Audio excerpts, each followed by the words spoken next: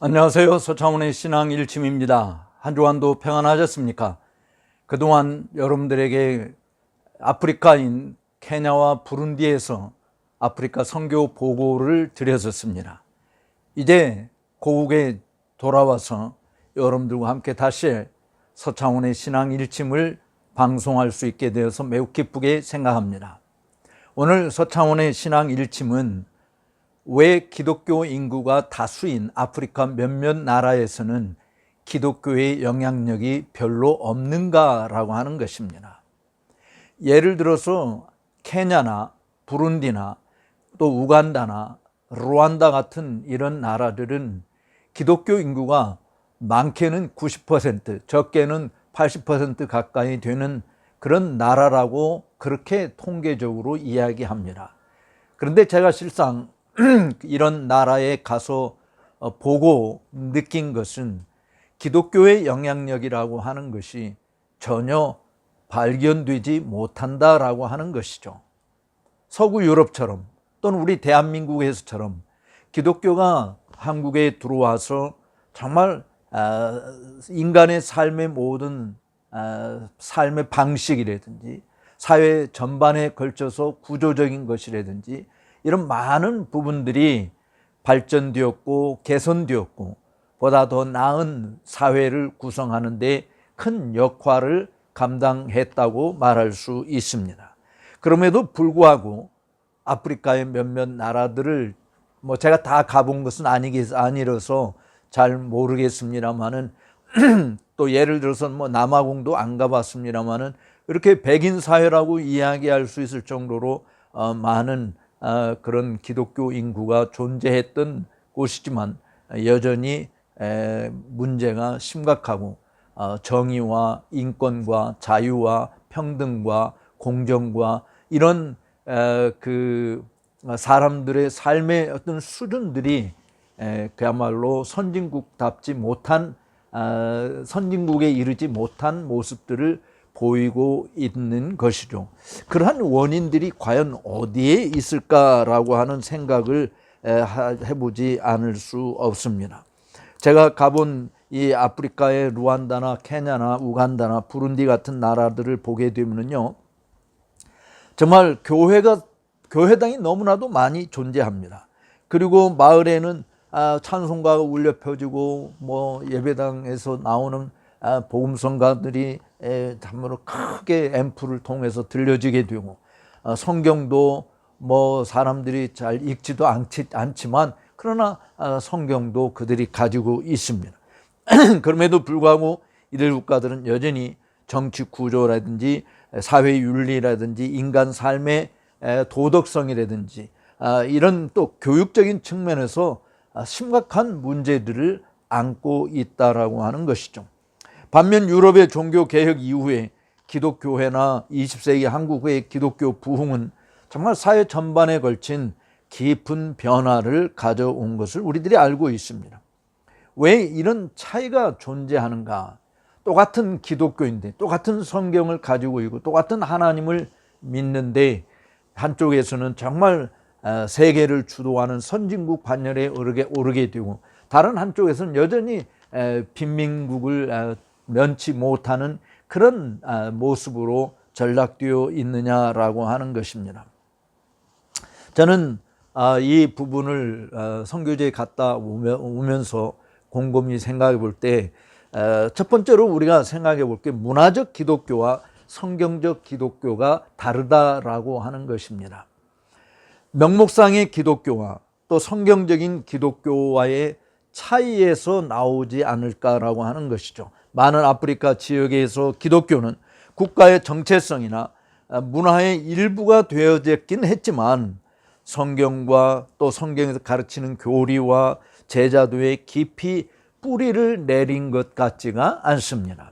즉 제가 만나본 많은 목회자들도 또 성도들도 성경 진리에 대해서 또 성경이 우리에게 교훈하고 있는 신학적 가르침에 대해서 너무나도 무지한 상태에 놓여 있다라고 하는 것이죠. 그들이 그리스도인으로서 올바르게 살아가는 그런 제자 훈련조차도 제대로 받지 못한 상황에 놓여 있다라고 하는 것입니다. 그러니까 기독교인이라고 이야기하면서도 거짓말을 밥 먹듯이 하는 이런 모습들, 또 윤리적인 그런 모습에서 전혀 참 건전하지 못한 부분들이 자행되고 있다. 물론 뭐 이것은 한국의 기독교 안에서도 존재하는 부분들이기는 합니다.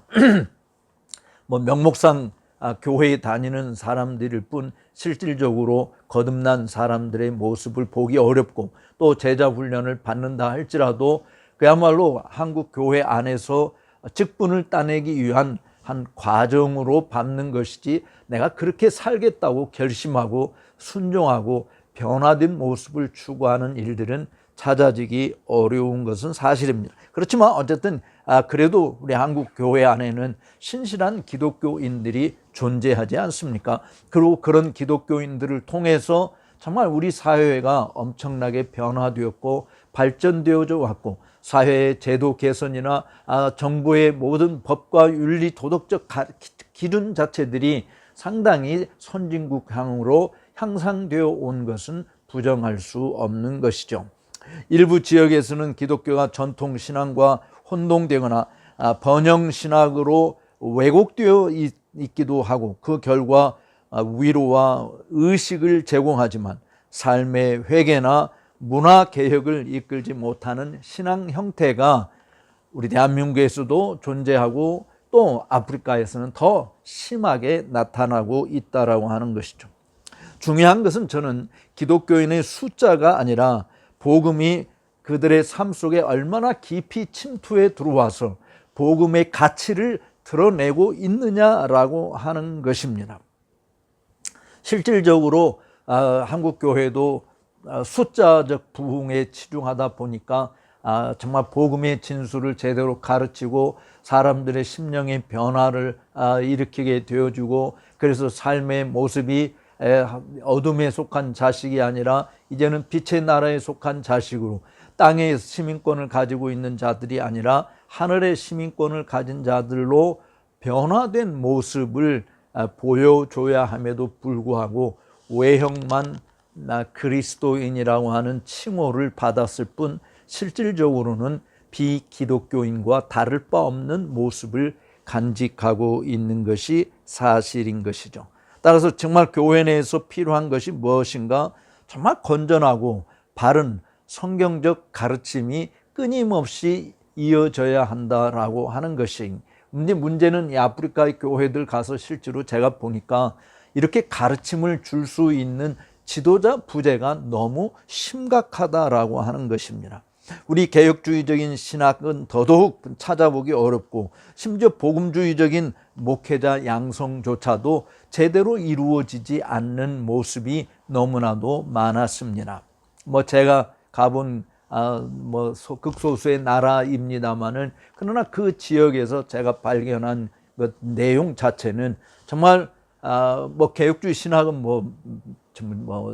눈을 씻고 따져보아도 찾기 어려울 정도고, 부룬디 같은 나라에서는 특별히 제대로 된 신학교조차도 존재하지 않는다라고 하는 이런 상황들이 기독교 신앙의 결핍, 그러니까 사실은 심령을 변화시키고 우리의 말과 행실이 정말 하나님 나라 백성으로 달라지게 하는 그런 모습들을 찾아보기가 매우 어렵다라고 하는 것이죠. 복음이 들어가지 않으면 그러한 일들은 나타날 수가 없지 않습니까? 우리가 잘 아는 대로 나무는 열매로 알게 되지 않습니까? 그런데 기독교인다운 열매 자체를 찾아보기 어렵다고 한다면 나무에 대해서 의심할 수밖에 없고, 열매를 맺지 못하는 나무 자체는 그 자체가 저주를 받은 상태나 다를 바 없는 거 아니겠습니까? 따라서 기독교와 일반 토속 종교, 특별히 아프리카에서는 이 토속 종교와 기독교와의 근본적인 차이가 무엇인지를 바르게 가르쳐서 이 옛 구습으로부터, 썩어질 구습으로부터 벗어나서 하나님을 따라 의와 진리의 거룩함으로 지음을 받은 새 사람을 옷 입고 살아가게 만드는 이 훈련이 무엇보다도 절실하다라고 하는 생각을 가지게 되었습니다. 또 두 번째로 생각해 볼 수 있는 것은 기독교 세계관이 없는 기독교입니다. 성경적 기독교는 삶의 모든 영역, 가장 기초적인 사회 단체인 가정에서부터 그다음에 정치, 노동, 정의, 교육, 복지 이런 모든 부분에서 성경적 가치와 교훈들이 실천되어져야 하는 것이죠. 이것이 바로 칼빈의 종교개혁 운동, 또 영국과 미국의 청교도 운동, 네덜란드의 카이퍼가 가졌던 그런 개혁주의의 비전이지 않았겠습니까? 한국에서도 기독교는 정말 문명 퇴치를 일삼는 데 앞장서 갖고 근대 의료 교육을 일삼았고 근대 현대 교육의 확대를 추구했고 민주주의 발전 등을 이끌어 왔죠. 그 중심에는 바로 거듭난 하나님의 백성들, 그리고 그 거듭난 하나님의 백성들이 추구하는 진리, 그리고 정의에 대한 성경적 깊은 이해가 자리 잡고 있었기 때문에 가능했던 것입니다. 수많은 기독교인들이 존재함에도 불구하고 그야말로 자기 자신들의 배만을 추구하는, 자신들의 배의 욕구를 채우는데 급급해하는 이런 모습들이 너무나도 눈에 두드러지게 드러났다라고 하는 것이죠.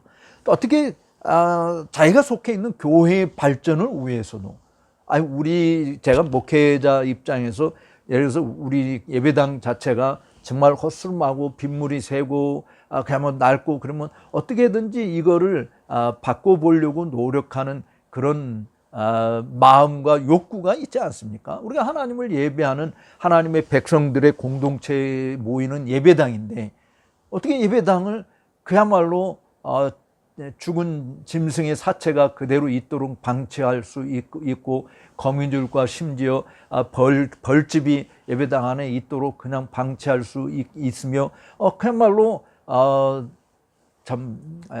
온갖 잡동사니들이 있어도 어떻게 깨끗이 치울 생각들을 하지 않느냐라고 하는 거예요. 그리고 목사님이 돈이 없으면 몰라도 목사님이 상당히 부자라는 소리를 들었는데 땅도 많이 가지고 있고 이 예배당을 어떻게 반듯하게 지어서 정말 성도들이 와서 쉼을 얻게 되어주고 하나님을 만나는 공간이 되어주고 또 믿지 않는 사람들도 한번 들어가 보고 싶다라고 하는 마음을 갖도록 하는 것이 정상이지 않겠어요?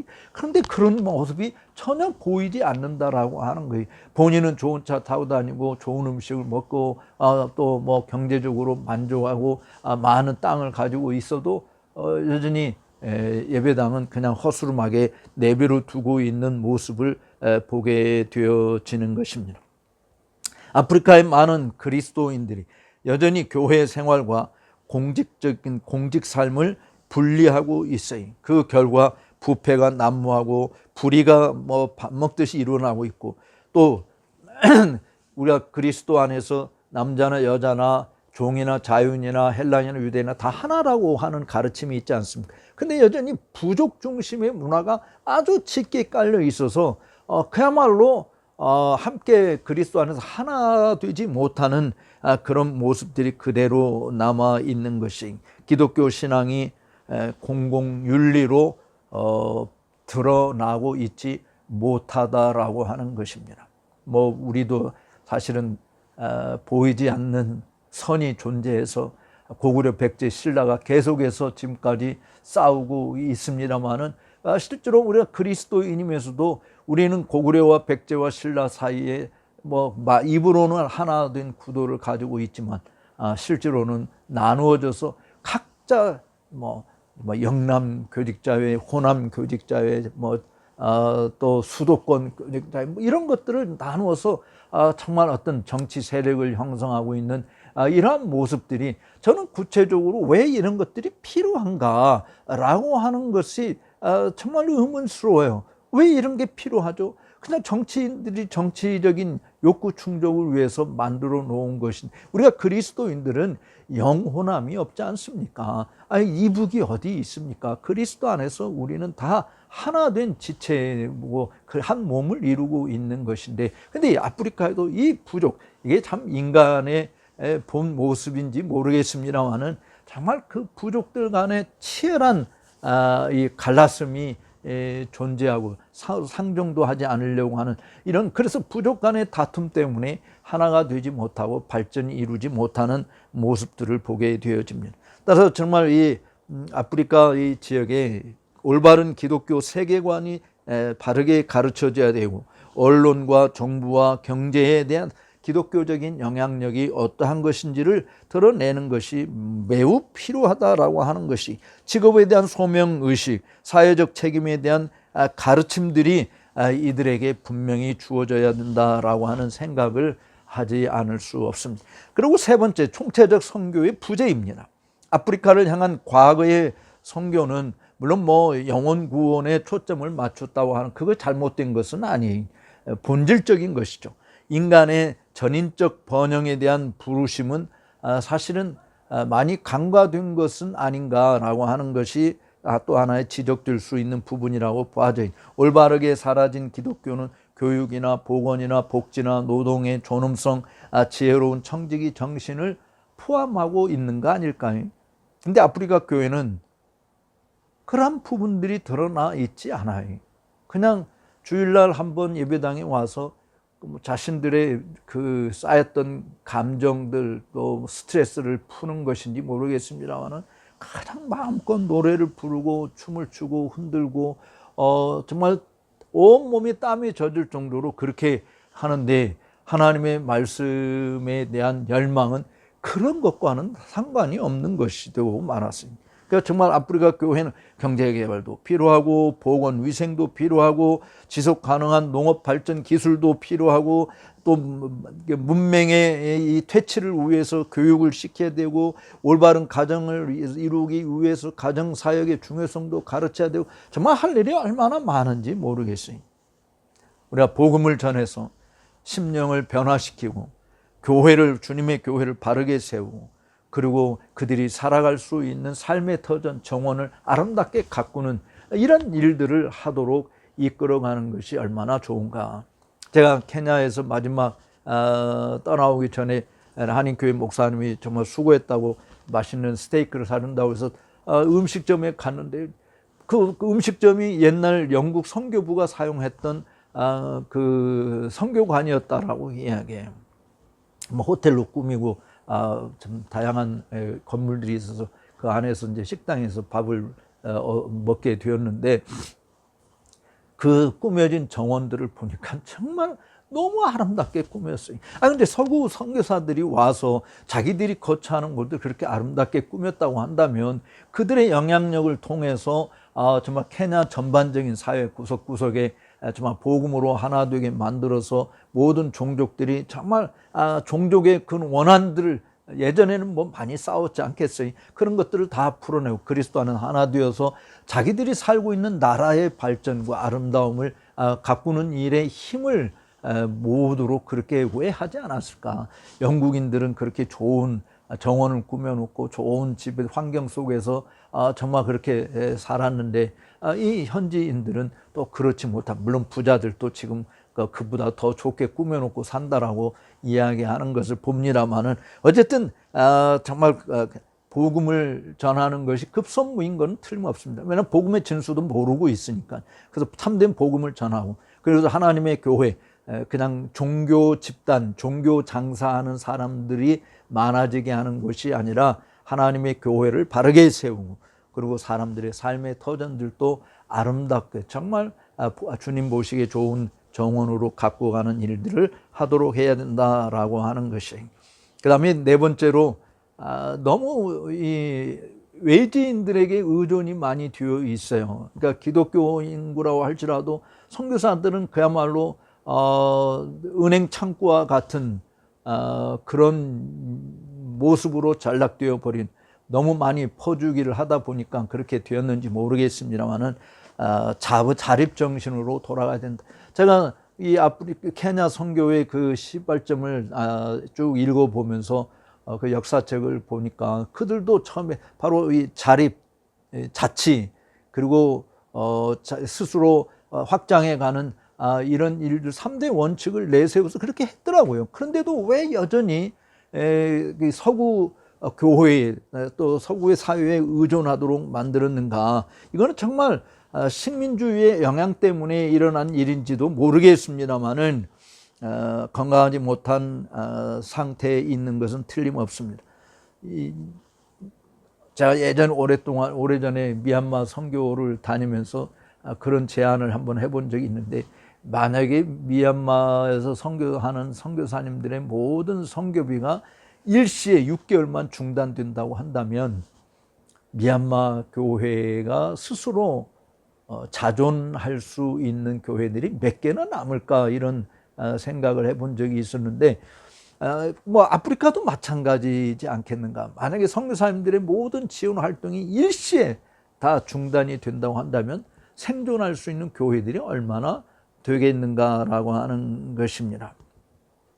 진정한 복음적 변화는 지역 신자들이 사명을 자발적으로 받아들이고 말씀을 전하고 지역사회에서 지혜롭고 용기 있게 하나님의 말씀의 가치를 구현해낼 때에 뭐 자립, 자치, 또 정말 스스로 확장해 가는 이런 역사들을 이루어 가지 않겠는가라고 하는 것이죠. 그래서 외부 통제를 받는 것보다 이제는 사실은 교회들이 많다 보니까 선교사님들이 가더라도, 뭐 제가 잘못 판단한 것일 수도 있습니다만은, 선교사님 가더라도 현지 교회가 건강하게 세워지도록 돕고 지원하고 가르치는 이 일에 전념해야 되지 않는가. 그래서 토착 지도력을 확보하는 것이 매우 중요하다라고 하는 것이고요. 무엇보다 절실한 것은 신학 교육의 확립입니다. 제대로 된 신학 교육을 받을 수 있는 입장이 되지 못하는, 정말 하나님 나라를 구현하는 하나님의 나라 일꾼들인데 올바른 가르침을 받도록 자료를 제공하고 그런 기회들을 제공해야 되잖아요. 근데 자신들의 기득권을 지키기 위해서 자신들의 이익을 훼손당하고 싶지 않으니까, 그러니까 좋은 가르침들을 스스로 차단하고 오히려 백성들을 무지의 상태에 내버려 두는 이런 지도자들이 참 많이 있다라고 하는 것을 보게 돼요. 그래서 정말 어떤 의미에서 케냐도 그렇고 부룬디도 그렇고 국제 신학교가 하나 필요하다. 그래서 제대로 된 신학교가 없는 좋은 교수진들 가지고 정말 제대로 된 교육을 해서 내보내서 그들로 하여금 교회들을 바르게 세워가도록 하는 그런 좋은 신학 교육기관이 필요하고, 또 더군다나 기독 출판물을 전담하는 일들이 필요하다. 이 출판물 자체가 너무 없다라고 하는 것이에요. 그래서 정말 좀 뜻이 있는 교회들을 제가 계속 출판 사역에 대해서도 언급을 했었는데, 정말 돈을 내서 좋은 기독교 서적을 가지고 보급하는 이런 일이 매우 필요하다라고 하는. 케냐도 영어가 공용어예요. 그렇지만 실제로 자기들끼리 이야기할 때는 다 부족말로 이야기하는 거예요. 그러니까 영어책보다도 사실은 부족어로 번역되어진 책들이 더 중요하다라고 하는 생각을 지울 수가 없었고요. 부룬디에 가서도 키룬디라고 하는 용어를 그들이 사용하고 있기 때문에 바로 그 키룬디 언어로 번역되어진 책들이 절실하게 필요하다. 더군다나 거기는 불어권이기 때문에 전부 다 공립학교에서 다 불어를 공부하는데, 사실은 자기네들끼리 부족끼리 이야기할 때도 불어로 이야기하는 사람은 별로 없고 다 자기네들 말로 이야기한단 말이죠. 그러니까 실제로 이 현지어로 번역해서 출판물을 내보내는 일들이 매우 필요하다라고 하는 거예요. 마지막으로 도전에도 불구하고 희망의 징후들이 사실은 있는 것은 틀림없습니다. 루안다에서는 집단 학살 이후 교회들이 화해와 트라우마 치유에 앞장섰고, 케냐에서는 청렴한 정치와 기독교 정치 참여를 위한 운동이 일어나고 있는 것은 사실입니다. 뭐 미미하지만, 잠재력은 이미 존재하지만 이것은 제자 훈련과 제도적 기반에 대한 전략적 투자를 통해 양육되어야 한다라고 하는 것이에요. 뭐 부룬디도 참 의식을 가진 사람이 있지만 이것을 뭐 구슬이 서말해도 꿰야 보배가 된다고 하는 것처럼 이것을 함께 꿰어서 나갈 수 있는 그런 지도력을 발휘하는 사람들이 없다. 다 고만고만 개신교 지도자들이 고만고만하고 다 정말 자기 왕국 건설에 힘을 쓰기 때문에 이런 것들을 초월해서 함께 우리 그 옛날 대한민국에서 있었던 새마을 운동과 같은 또 4H 구락부 같은 것이 있어서 동네 발전을 위해서 힘써 왔듯이 그러한 일들을 할 수 있도록 기회를 제공해 주는 것이 매우 필요하다. 그래서 아프리카는 더 많은 종교가 필요한 것이 아니라 삶 전반에 그리스도가 통치하는 것이 절실하다라고 하는 것이 이건 우리 대한민국도 마찬가지라고 봐야지. 더 많은 교회가 필요하냐, 개척교회가 여전히 필요하냐, 필요하다. 전 그 부정하고 싶은 생각은 없어요. 근데 더 많은 교회가 필요한 것이 아니라 정말 삶 전반에 그리스도가 통치하는 것이 되도록 기독교인들이 전적으로 헌신하는 일들이 필요하다. 그렇다고 한다면 한국 사회도 달라질 것이고 선교도 달라질 것이고 선교지 현장들도 변화를 일으키는 일이 될 수 있지 않겠느냐라고 하는 것입니다. 결론을 내리겠습니다. 기독교는 국가를 변화시키기 위해서 개인의 마음과 가정과 공직 삶을 변화시키는 일을 우선적으로 추구합니다. 단순히 숫자만으로 충분하지 않으며 깊이 있는 가르침이 필요한 것이죠. 아프리카가 유럽이 누렸던 혹은 대한민국이 현재 누리고 있는 복음의 열매를 맺기 위해서는 교회가 무엇보다도 성경으로 돌아가야 된다. 한국 교회도 어디서부터 다시 시작할 것인가? 성경에서부터 다시 시작해야 되죠. 경건한 지도자를 세워야 되죠. 복음의 충만한 역사들을 사모해야 되죠. 개인뿐만 아니라 사회를 변혁시키는 신앙을 살아내는 일이 필요한 것입니다. 우리는 제가 선교지 이렇게 갔습니다만은 서구 문화 또 선진국의 문화를 수출하는 것이 아니라 강건하고 토착적인 그리스도 중심의 운동을 함께 세워나가는, 그래서 복음에 충실한 일꾼들이 아프리카 내부에서도 아프리카 교회의 갱신을 통해서 또 국가도 사회도 크게 발전시켜 나가는 그런 영향력이 뿌리 내려줄 수 있게 되기를 소망하지 않을 수 없습니다. 정말 제가 아프리카 선교를 갔다 오면서 마음 아프게 정말 느끼는 부분들이 이것이었어요. 왜 그렇게 기독교 인구가 많아도 아무런 변화가 없는가? 제가 제시한 이런 문제들 여러분 놓고 함께 기도하면서 아프리카에 정말 바른 지도자가 세워지고 바른 가르침이 이루어지고, 그래서 사회 전반에 걸쳐서 칼빈주의 자체가 그렇지 않습니다. 삶의 모든 영역에서 하나님의 주권과 영광을 드러내는 일이니까 그 일을 감당하는 일꾼들이 많이 세워지게 되기를 위해서 기도해 주시면 감사하겠습니다. 오늘 서차원의 신앙 일침을 시청해 주신 여러분들께 감사의 말씀을 드립니다. 다음 주에 다시 만나뵐 때까지 강건하시기를 바라고요. 오늘 특별히 시청하시면서 좋다고 생각하시는 분들은 좋아요, 구독하지 않은 분들은 구독 버튼을 눌러주시면 더 좋은 방송으로 여러분을 찾아뵙도록 하겠습니다. 감사합니다.